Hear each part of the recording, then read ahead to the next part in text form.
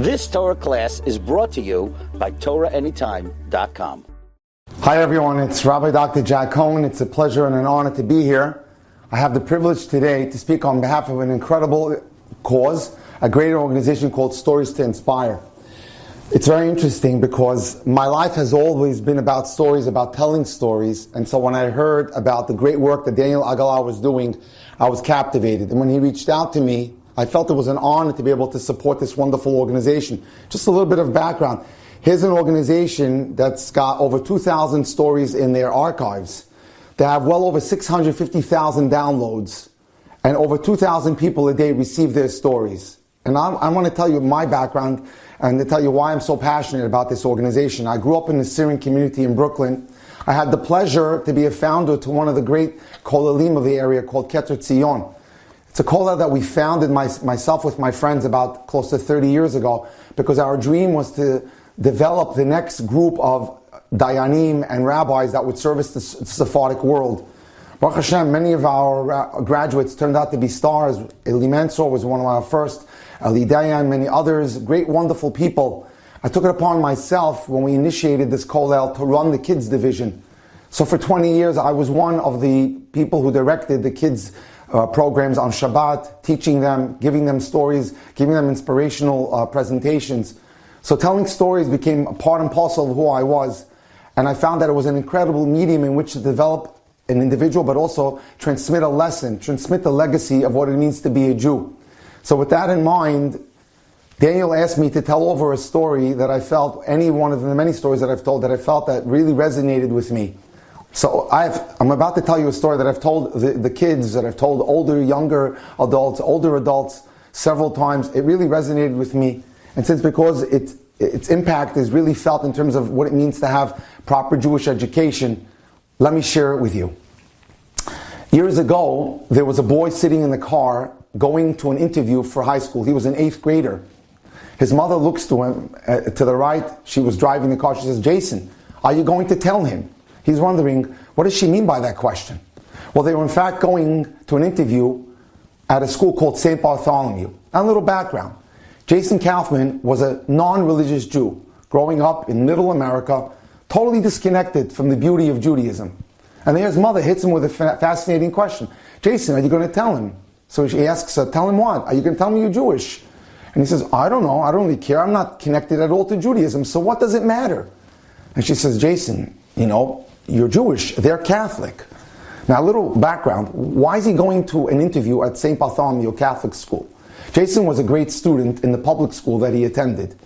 And he wanted to be able to enroll into St. Bartholomew High School because that high school had an excellent academic record. Anyone who graduated St. Bartholomew was sure to get into the college or professional school of his dreams. That school had a great track record for producing future doctors, lawyers, scholars, accountants. And Jason, having been a great student, really wanted to get into this school.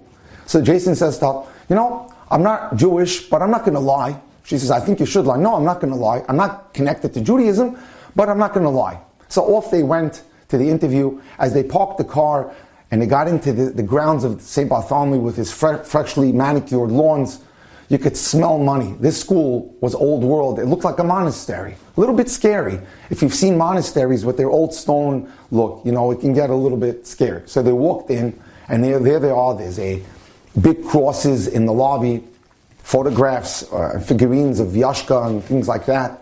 And they asked the question to the guard, "Where is the office to Father Kelly?" Father Kelly was the high school principal. And they were led to the second floor. When they got to the second floor, they approached a desk who happened to be the secretary of the principal and says, "Where's Father Kelly?" "I'm Jason Kaufman." And the secretary says, "Oh, we're expecting you." Okay. So a few minutes later, after having sat in the waiting room, the secretary comes out and she says, "Jason, Father Kelly will now see you." Jason walks in and he sees a young man, handsome, beautiful blue eyes, regaled in the clothing of a priest, the black robes with the white collar. And he looks at him and says, "Mr. Kaufman, how are you?" And he peers down, he studies his academic records. "I see you did beautifully in your sciences and your math. Very interesting, Mr. Kaufman." So he says to him, "Your full name is Jason Matthew Kaufman." And now came the $1,000,000 question that would ring throughout the world. Mr. Kaufman, are you Jewish? Because it sounds like a Jewish name. Jason was startled, but he had been prepared for that. And he goes, yes. And the next question was even more bizarre. So tell me, Mr. Kaufman, do you know what the Aleph base is? The alphabet of the Jewish people? And he says to him, no, I don't. To which Father Kelly retorted, how could it be? How could a Jewish boy not know what the Aleph base is? Now, Jason is wondering, where is this conversation going? A Catholic priest is questioning me about the Aleph base of the Jews? So he says to him, Mr. Kaufman, I find it so troubling that a young Jewish boy doesn't know what the Aleph base is. And then he peers down, Father Kelly peers down at his records, at his academic records, says, you know what? As he scratches his chin, he says, Mr. Kaufman, I'm going to accept you into my high school, but on one condition. And Jason says, what's that condition, Father Kelly? On the condition that every day in your lunch break, you're going to eat your lunch quickly, you're going to race up the second floor to my office, and I, Father Kelly, Catholic priest, will teach you the Aleph base. Is that a deal? Fine. Tomorrow, don't forget, we have orientation. So, the very next day, orientation took place in the gymnasium of the school. Father Kelly gets up, he says, boys and girls, I looked at the enrollment this year. We have an outstanding class coming in. I could see future leaders in it, future scholars, future professionals. I have high expectations for this class. As he finished his presentation, he looked at Jason, winked at him, and says, don't forget, we have a deal. And so it was. That very day, during lunch break, after Jason quickly ate his lunch, he raced up the stairs to Father Kelly's office, where he walked into his office and he saw Father Kelly with diagrams on big placards, with funny-looking letters. And Father Kelly holds up the first one, and he says, this is an Aleph. Repeat after me, Aleph. And Jason said, Aleph. And he reviewed it again and again, spending the whole day, that hour, just on that one letter, Aleph.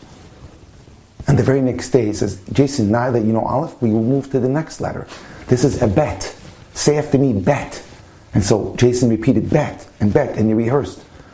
And he went on for a month until Jason Matthew Kaufman knew the entire Aleph base, or Aleph bet. But when Jason thought it was over, because now he knew the Aleph bet, he walked in one day to the office and said, Father, is it done? He says, no, Jason, but now we have to teach you vowels. This is a kamatz, looks like a T, and the sound is ah. Repeat after me, ah. And after he knew how to say it with an aleph, he said, now we're doing it with a bet, ba. And gimel, ga. And dalet, da. And then came the segol and the sheva until Jason mastered all the vowels of the Hebrew alphabet. And when Jason felt after a few months it was over, he says, Father, we're done now? No, Jason. Now we move to the next level. Have you ever learned the Chumash, the Old Testament? Jason, in his ignorance, said, no. Father Kelly said, how could you be so ignorant not to know the Old Testament? The great stories of Abraham, Yitzchak, and Yaakov. With Father Kelly feeling so comfortable to say it in the vernacular of a Jew. Jason felt so embarrassed. He says, I don't know, I never learned it. So Jason was told by Father Kelly. Father Kelly said to him, I'm going to teach it to you. Not only will I teach you the Old Testament, but we're going to learn it using one of the greatest commentators of the Jewish world, Rashi, Rabbi Shlomo Yitzchaki. And he told him who he was, that he was a Rishon, a great scholar, lived 1,000 years ago in Mainz in France. And he was responsible for explaining the commentary to the Old Testament and to other things like Mishnayot and Gemara, etc. And he explained it to him. And so for several years, Jason worked at learning the Chumash with Father Kelly until they mastered the whole Chumash, all Chamisha Chumshei Torah, all 5 books. And Jason felt now he wasn't learning anymore because Father Kelly was inducing him to learn. He was learning Torah because he enjoyed it. It had become part of him. He internalized the love for Torah. He felt a special feeling after every time that he sat down with Father Kelly to learn with him. And now he was a junior in high school. And after they finished the Chamisha Torah, they made a siyum and they celebrated.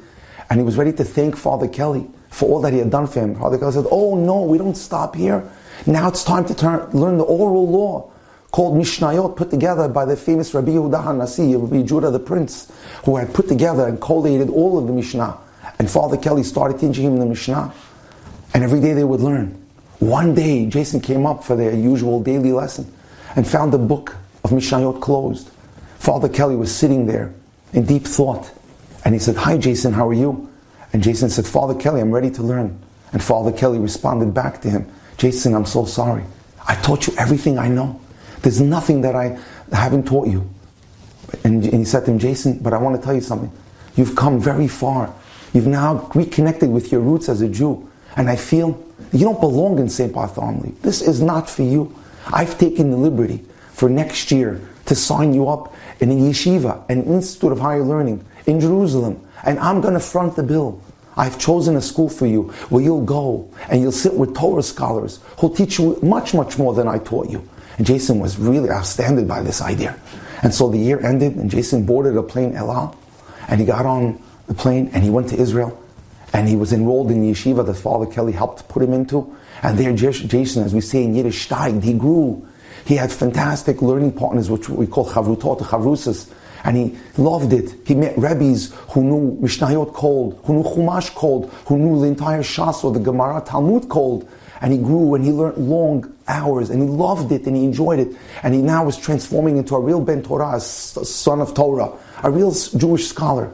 And now the spring break was about to come, which we call Ben Azmanim, which recently took place now, when you have a month break in the month of Nisan. And he was ready to go home. And he came home. And his mother met him at the airport. And she saw a transformation. No longer was he, dressed in more civilian clothing. He had a kippah on, white shirt, black pants, tzitzit sticking out. And she said to him, Jason, you must be exhausted. Let's go home. I'm sure you want to go to bed. Jason looks at his mother. He goes, yes, I do. But first we have to make a pit stop. I'd like to go and stop and say hello to Father Kelly. There's a burning question that I have to ask him, Mommy. Fine. So she drove him to St. Bartholomew, parked the car in the parking lot. They went through the lobby, went upstairs to the second floor. When the secretary saw him, she saw a huge transformation. She says, whoa, what happened? Where have you been? He says, I've been in Israel. How's it going with there? Thank God. Have you been learning? Yes, thank God. She says to him, wow, you really, looks like you had a major spiritual experience. And so they waited for Father Kelly. And when Father Kelly came out, they embraced each other, they hugged, they went inside to speak. And he said, Jason, what should I call you, Jason? Or is it Yosef or Yaakov?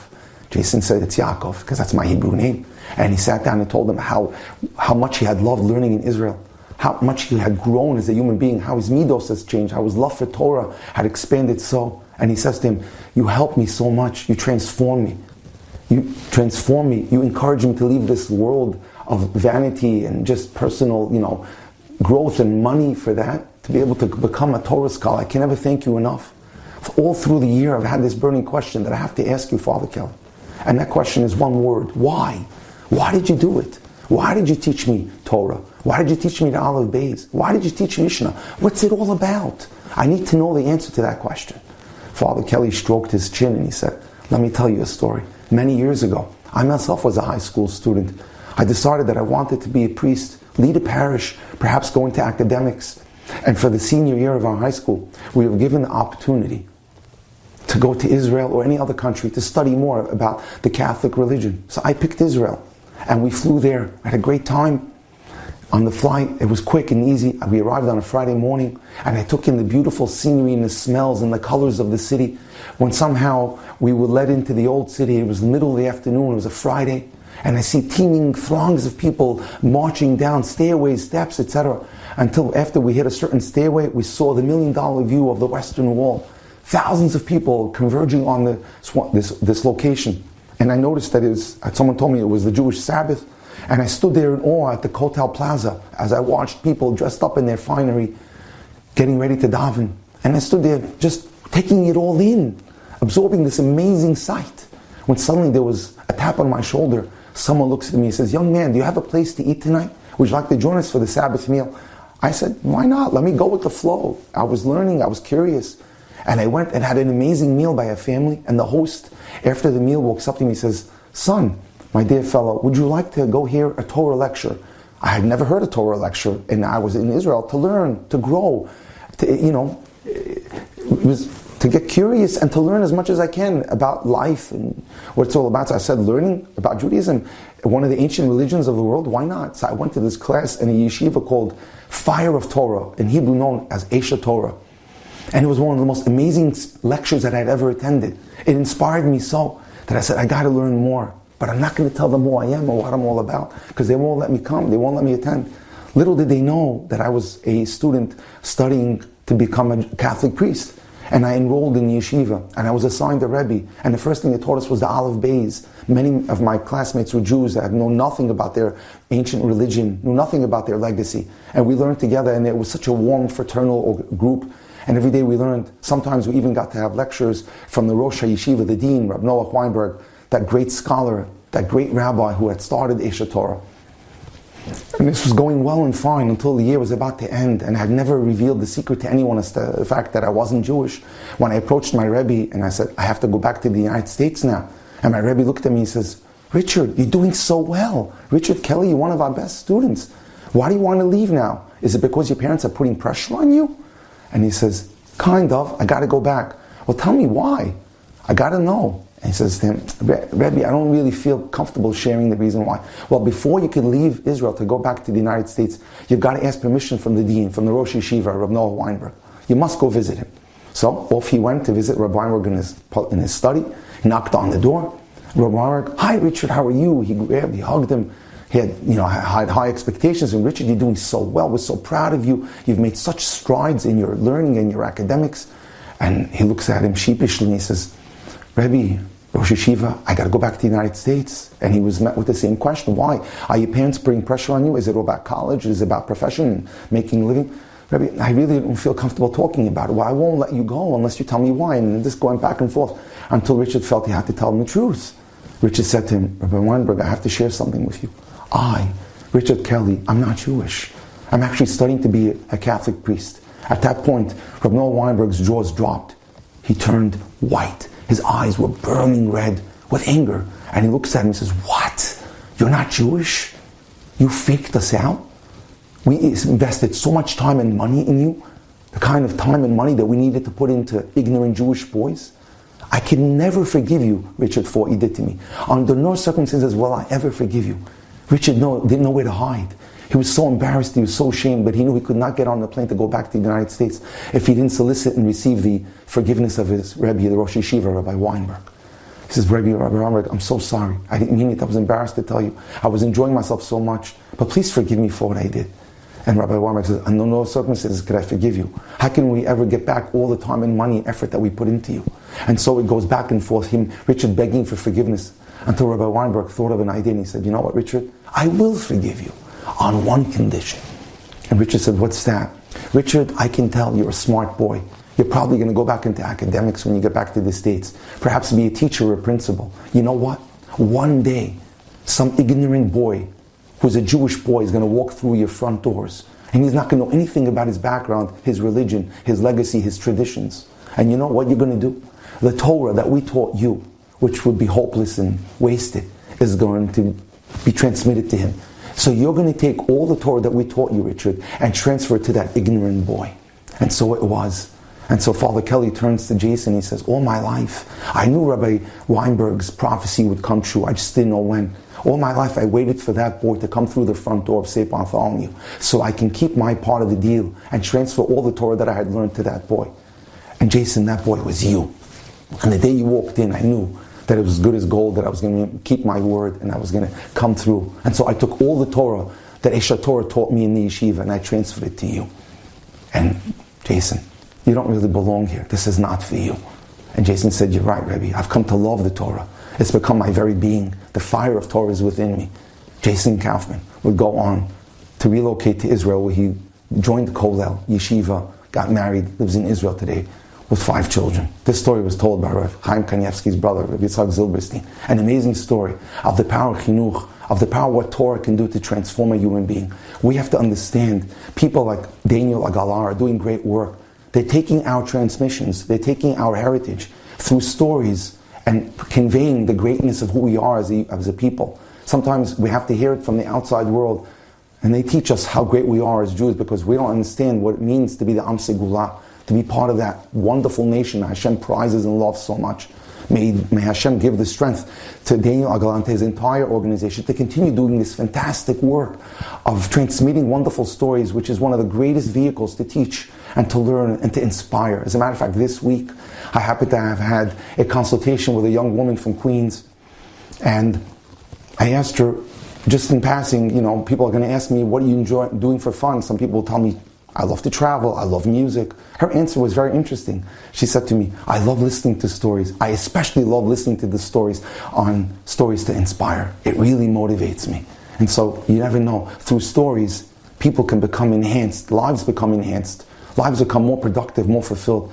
And I wish my blessings upon this wonderful organization that they should go from from strength to strength and continue to do their great work on behalf of Klal Yisrael. Thank you so much for the opportunity. You've just experienced another Torah class brought to you by TorahAnytime.com.